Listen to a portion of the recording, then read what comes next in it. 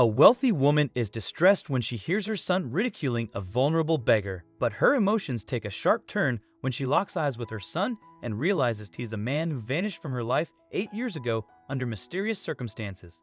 Lacy discovered her vocation to become a lawyer when she was as young as 10. Unfortunately, it was during those earlier childhood days that her lawyer parents died in a car crash, and she was orphaned. So when Lacy's grandmother took her under her wing, the one thing she had promised her grandmother was that she would become a good lawyer and make her parents proud. Years later, Lacy graduated summa cum laude from a top law university and successfully established her law firm. What the woman wasn't successful at was teaching her son, Aaron, the value of respecting others and those in need. One day, Lacy and Aaron traveled to a nearby town for a case she was working on. Her husband was away on a business trip, and Aaron was too innocent to be left alone at home, so Lacy had to bring him with her. "If you trouble me during the work, we are coming right back, and there will be a week's house arrest for you." Lacy had warned him, and Aaron had said, "Oak, Mum, I won't trouble you, promise." For most of the journey, Aaron was quiet, but now he was getting bored, and his boredom was coming out in the form of silly questions which Lacy had no interest in answering. "Are we going to meet the criminal? Is it going to be like one of the James Bond movies? Are we uncovering a serious case?" Aaron asked Lacy while she was driving. "Well," said Lacy, "I can't discuss the details with a little boy like you. How about you let me drive peacefully and watch something on your iPad?" "But Mom," cried Aaron, "tell me something. At least you can tell me if we'll arrest the bad guys." Lacy laughed. "Not all cases involve bad guys and arrests, Aaron. And this is, thankfully, not something that would require much work. It's just that the client can't visit me because she's an elderly lady." "Boring," sighed Aaron. "It's not fun then. I should have stayed home. And I'm hungry, Mum." "But you had a tuna sandwich like half an hour ago," she said. "That was not enough." "Mom, stop!" he cried. "There's a store right there. Can I please get some snacks? I won't trouble you if you get me shrimp chips." Lacy pulled over across the store and unbuckled her seatbelt. "You're one clever boy," she said. "Do you want anything else? I'll go and get it. Until then, you're not leaving the car, Oak." But Lacy's phone rang right then, and it was a call from the client. She got busy on the phone and gave Aaron her credit card to get snacks for himself after telling him to cross the street safely. Unfortunately, the call turned out to be a long one, and the client said she was canceling the meeting as she had some other engagement. "Mrs. Roberts, can we please meet today?"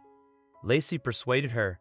"I drove all the way, and it's hard for me to make time for you later." No, I understand, but, Oak, all right, and I hope you realize I can't give this case any more time. I've got a bunch of other things to deal with." "Oak, then, I'll see you at my office." "Yes, Friday works fine." "All right, thanks." Lacy hung up the phone and sighed. What a waste of time. How can they not appreciate other people's time? She thought.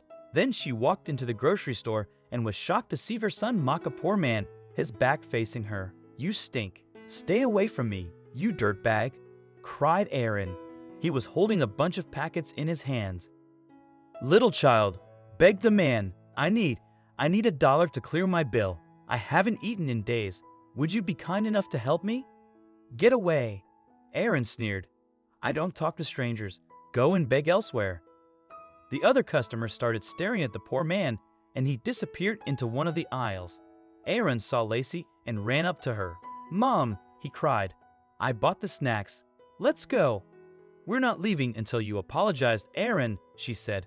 "I saw what you did to that poor man. You could have helped him." "But Mom, he stank, and he looked like a freak. So, all he wanted was your help. You could have said no politely. That's not how we treat others, hun. And so, we need to apologize. Come with me." Lacy and Aaron decided to apologize to the man and found him in the milk aisle. He was sitting on the floor, hugging his knees and crying. "Sir," said Lacy gently, "oh, I'm sorry about my son's behavior. He shouldn't have behaved so rudely." Upon hearing Lacy's voice, the man looked up, and she noticed he looked old, frail, and tired. His face was lined with wrinkles, and beyond those wrinkles, she saw the man to whom she owed her success.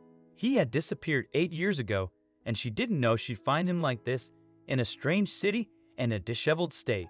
"Mr. Rutledge, Lord, that's you," she gasped, covering her mouth with her hand.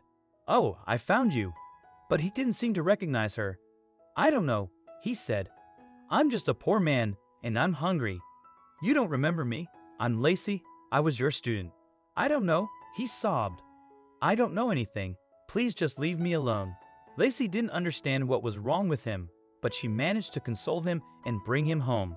He bathed at her house, wore her husband's clothes, and cried when he had homemade food.